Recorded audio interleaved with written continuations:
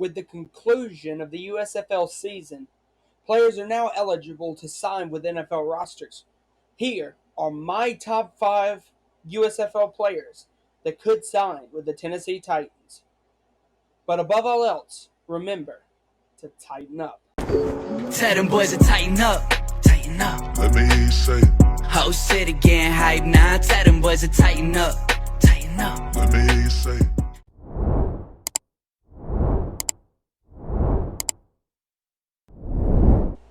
Alright, what's good YouTube? It's your boy Cass here, and we are here to list 5 USFL players that the Tennessee Titans could sign for training camp. We're going to get into this. This shouldn't be a long video. I'm going to tell you about the players and list off some of their statistics that they did this last season for the USFL. Starting first, we have DeMarcus Gates, outside linebacker for the Birmingham Stallions. Gates is a typical inside-outside linebacker, but is an instinctive player against the pass as well as against the run. He gives help on special teams as a secure tackler. Played his college career at Mississippi.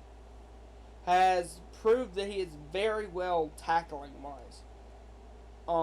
You would typically want to play DeMarcus more inside than you would outside. He stacked up 62 tackles for the Stallions, 6 sacks, 2 interceptions, and 1 defensive touchdown. Some of these players I doubt will even leave the USFL because that they've become synonymous with certain teams, and if the USFL are going to want to build them up. But there are certain players as well that I think would want to use the USFL as their kind of catalyst point to get back into the NFL. And these are the 5 players that I've listed. So, first one is DeMarcus Gates, who put up a very good season for the Stallions. The next is Chris Odom, a outside linebacker / pass rusher for the Houston Gamblers. Where much more of a 3-4 linebacker and a more typical pass rusher, was without question the USFL's best pass rusher. Could give some addition to a stacked front 7 in Tennessee, but this is what I'm thinking. A 2022 season of 41 tackles with 8 tackles for loss, 12.5 sacks, and 6 fumbles. You've got to think all of that came in 10 games. That is over a sack a game. And that is a really good statistic if you're going to try to get into the league. He averaged a forced fumble every 2 games. I understand you're playing against lower competition, but I believe Chris Odom could be a good rotational piece for the Tennessee Titans. We're continuing on. I'm going to go ahead and tell you there are 3 Birmingham Stallions on this team, on this list, because I believe that they had the best squad in some mind specs. So let's go.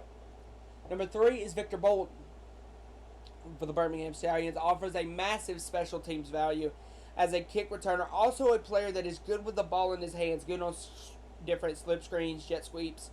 Would be a good just ball in his hands player. Was the USFL champion MVP after a really good game at wideout.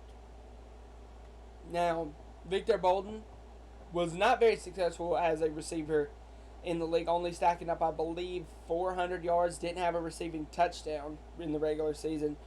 He stacked up 1,200 yards all-purpose and 2 kick return TDs. A lot of these USFL players are going to have special teams value to the teams in the NFL that want to sign them.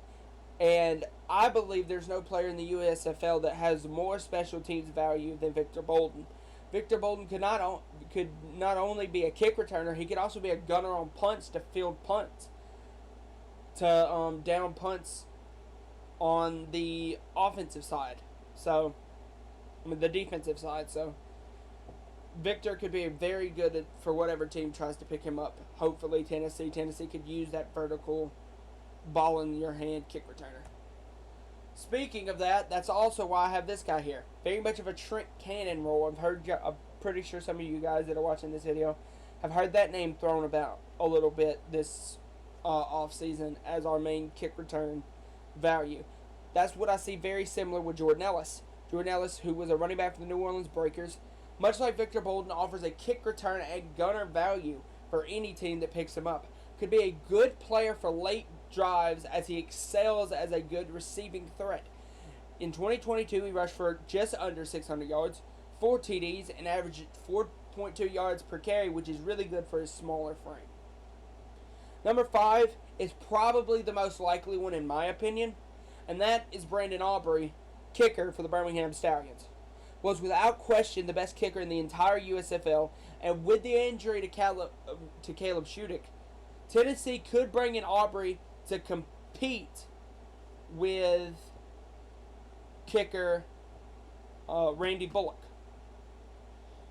First time ever kicking in any form of football was a soccer player before that. His first year in kicking in any mean, he put up 76 total kicking points, had a 49% long and an 82% kicking percentage.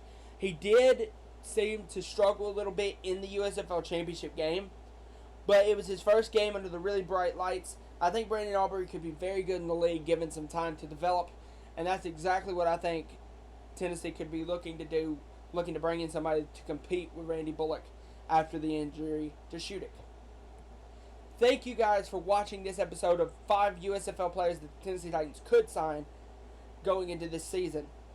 I hope y'all enjoyed this video, but above all else, remember to like, subscribe, and I'll see you guys in the next video. This has been your boy Cass.